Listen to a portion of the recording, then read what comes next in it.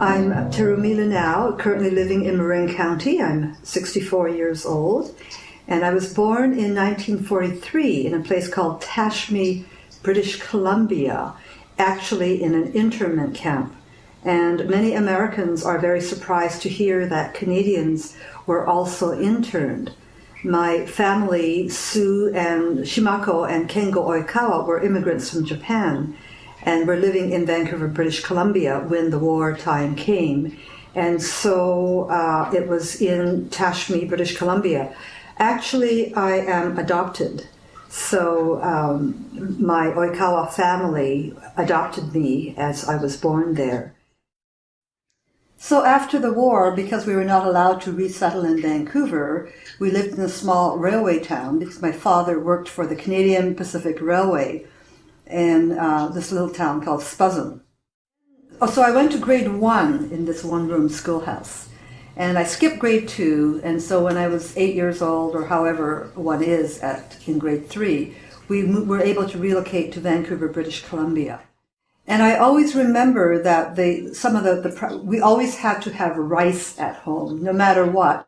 And a fond memory, of course, is that before we would eat the rice, the first scoop would go to the Buddha, because we would have a Buddhist shrine in our house. And so I lived in Vancouver until I was about 23, and then I joined the Foreign Service and lived in the exotic island of Sri Lanka for about 2 years. And then when I came back, I became a single parent and lived on the East Coast in Ottawa. But it was very trying being a single parent. So I returned to Vancouver when my son was 3 years old and lived 5 doors from my parents' house. And so I had this wonderful extended family support from my mother and father. Then when I met my husband in the late 1980s, I moved to California and became very interested in feng shui, which, although it is a Chinese practice fundamentally, I recognize that it has to do with the sacredness of your home. The home is really that sanctuary and a sacred place. And that's really what feng shui does. It helps create a beautiful, harmonious environment, whether it's in the home or in the workplace, as an extension of the person.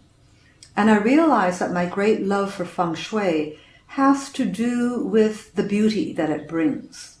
And even though we might have been in an internment camp or in a very difficult railway town, there was always beauty in the home.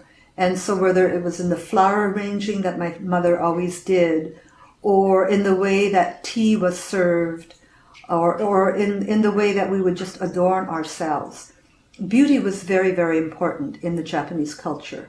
And I believe that one of the many gifts I've received from my family, the Japanese culture, is a sense of beauty and refinement. And so even in serving a simple food, you don't put it in a plastic plate or just serve things in a bag. You just arrange everything very beautifully. And that's a kind of sensitivity that I believe that I've inherited as a cultural practice from my family. And then now my current passion is doing hula and the Hawaiian culture. And of course, the Japanese culture there's a very strong influence of Japan and the Japanese culture in Hawaii. And what I love about hula now is it's about being in the present moment, being in the heart. And of course, all their songs are about flowers and about nature and about the wind and the ocean. And it's always about love. It's always about joyfulness. And so moving the body, much as the wind moves in the trees, it's very much a part of the elements. And so this is why I really feel that hula for me is now a spiritual practice, and recognizing that influence of the Japanese within the Hawaiian culture are very blended now.